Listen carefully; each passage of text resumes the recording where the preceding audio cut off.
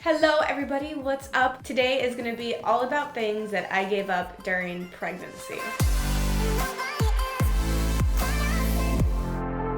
Obviously, some of it's obvious, like shots of Jaeger, not happening during pregnancy, but some of it is really eye-opening on what you can and cannot do, or what some people choose not to do. I broke mine down into categories, and I have food, skincare, beauty, activities, fashion, and then extra. Let's start with the food category, and this is in no particular favorite order. Number one thing is lunch meat, and this was something that my doctor did tell me to give up. Some of these things my doctor said was okay, some she was iffy about, and some she was like, stay away from. Lunch meat is one that I feel like most every pregnant person is going to be told to give up. And I didn't think this was gonna be a big deal for me because I'm not a big sandwich person or like lunch meat person, but I am craving a salami so bad right now. It's been difficult to even be around people eating it because I want to eat it, and yeah, it's pretty messed up to eat salami in front of a pregnant person. Husband. Number two is sunny side up eggs or runny eggs, which I didn't think were gonna be a big deal because I think yolk is kind of gross. But then I realized that hollandaise sauce is egg yolk, and I love Eggs Benedict, and I saw it on a menu and I was about to order it, and then I was like, you know what? Probably not the best idea for a pregnant person to have hollandaise sauce. I'm still not 100% on that one, but when in doubt, don't risk it. Number three in the food list is unpasteurized juices. Now, this is a reason why they suggest not to eat soft cheese, is the fact that it's unpasteurized, but I found it really hard to find anything that's unpasteurized except for juice. And coconut water is one of those items that I caught myself drinking, and then Cody was like, is that pasteurized? And I looked, and it's not. The pink coconut water that's like pink because it's raw and natural, unpasteurized. Number four, and I did not know this one before I was pregnant. This one really caught me off guard. So you cannot have like sprouts or alfalfa sprouts. This is what my doctor recommended as well. My friend who was pregnant, their doctor also was like, no alfalfa sprouts. And then bean sprouts falls under that category, which was a big blow to me because I love pho, but it's rice noodles and bean sprouts. And without bean sprouts, it's a little bit lackluster for me. I don't know, did you guys know that one or was it just me? Number five is a little bit of a surprise because my doctor said I could have this one, but for the taboo factor of it and just the fact that it kind of grosses me out right now, I put it on this list because I am avoiding it during pregnancy, but it's sushi. Number six, I put raw honey, and this is the same reason as it being like unpasteurized. This was actually raw butter honey that I decided not to eat. My friend went to Pennsylvania, and there's like the Amish community there, and you can buy the honey from them, but it's unpasteurized. And honestly, I'm sure it would have been fine, maybe, but again, why risk it? Number seven is the love it or hate it kombucha. I sometimes love it, sometimes hate it, and I know not all versions have alcohol in it, but some versions of kombucha do. The thought of tasting kombucha right now kind of gives me the heebie-jeebies, so it's something that I decided to give up just in case it has alcohol, and I don't know, a lot of places in LA have kombucha on tap, and I don't want to be that person that asks a million questions on, does it have this? Is it this? Is it this? So I just avoid things. Number eight was one of the hardest things for me to give up because I was significantly addicted to the taste, the routine, and then the caffeine. So number eight is coffee, and this was something that I held on to pretty much until I found out I was pregnant. I did not drink a significant amount, but I drank probably a half a cup a day, which you can still do during pregnancy. So when you're pregnant, you just want to be more conscious about where all the caffeine is coming from throughout your day, because you might be surprised about where caffeine can live. My next category is skincare, and I only have two in this category. My number 9 thing is retinol. This was something I actually discovered only like 6 months before I became pregnant. If you are not pregnant, please try and use retinol because it did beautiful things for my skin. I know everyone's skin react differently to things, but like it cleared up my acne, I was glowing, I had beautiful texture, like things were actually going my way with skincare for once. But unfortunately, retinol is like the number one thing. My doctor, like I brought her a whole bunch of skincare, she approved everything except for the retinol. Number 10 is acne treatments. I was doing like a bunch of different kinds of facials. I had some at-home products that were just very harsh. And I also feel like the acne I'm dealing with now is so hormonal. Like my skin will actually get better than it's ever been, and then it will become garbage, but then it'll get better like in 3 days.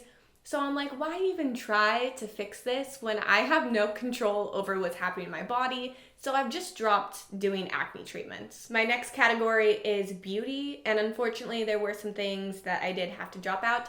Happily, I'm happy to do this.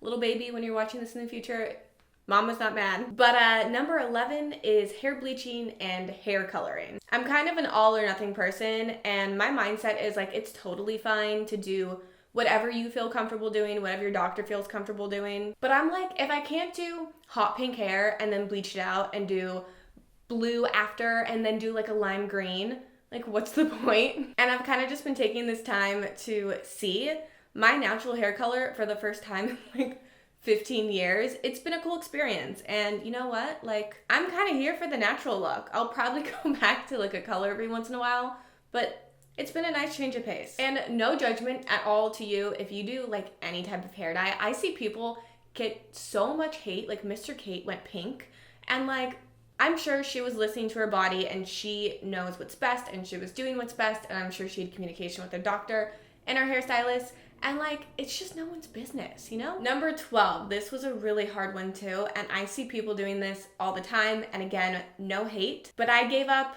eyelash extensions, which would have been so nice during the really tired time of the first trimester. This was something I decided to give up, and there's really no research on if it's bad for the fetus or not. Like the doctor was kind of like, whatever.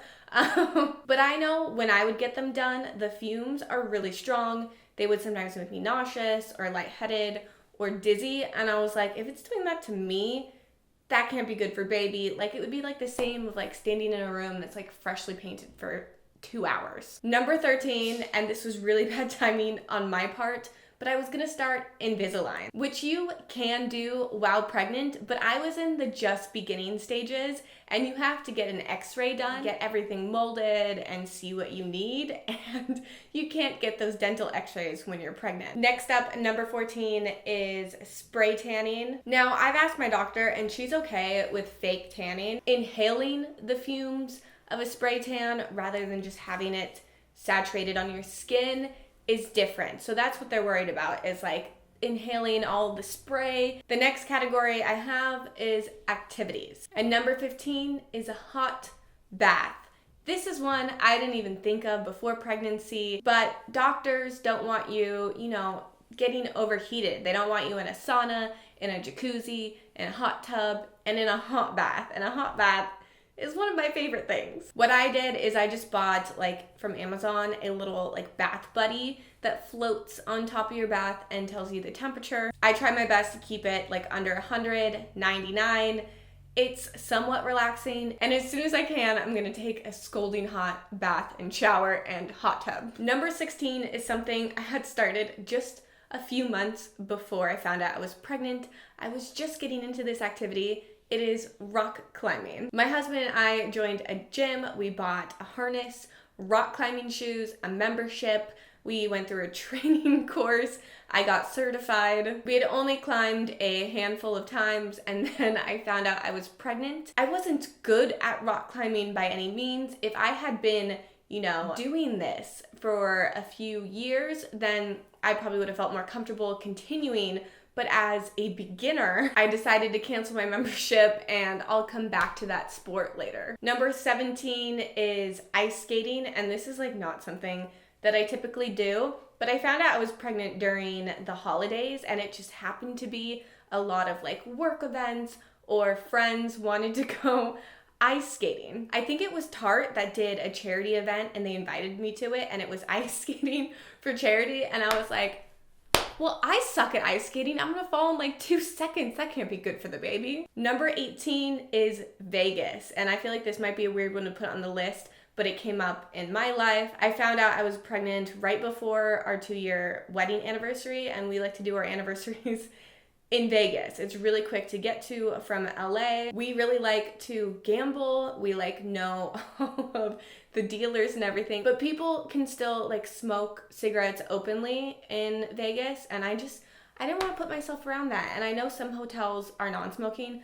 but we like the Hard Rock, and that place is just one big cigarette. The next category is fashion, and for number 19, I feel like the only fashion thing I had to give up was heels. And let me tell you, I will happily give up heels. I already hated heels, but I feel like every other like fashion item, like I was gonna write crop tops, but like I'm wearing a crop top. Like if you have high enough leggings, you can get away with a crop top when you're pregnant. And the very last category is extras. This is kind of like everything I just threw into one, and it was mostly stuff I used for like managing my endometriosis. A heating pad is unfortunately not recommended. It would be great to help with round ligament pain, but I've had to roll mine away. I wrote D-Manus, which is a very particular like supplement that I would take to prevent UTIs, which I am so scared of getting one during pregnancy, and Advil. I had no idea you couldn't take Advil when pregnant.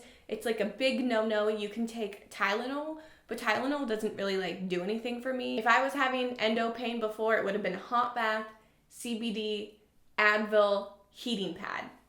All a no-no. We finally made it to the end, guys. Those are like all of like the big, interesting, hard to give up things that I had to give up while pregnant. This is not an end-all, be-all list by any means. Talk to your doctor, talk to yourself. Your list will be different from someone else's list. Obviously, some things like Advil will probably fall on everyone's list, but your opinion on some things may differ than mine, and that's totally fine. We're all allowed to have our own opinion. I hope that you enjoyed today's video and me rambling, and this didn't seem complainy at all. By no means am I complaining about being pregnant. I am happy to give these things up, and I will be very excited when I can reintroduce them into my life. I love you guys, and I will see you very soon. Bye!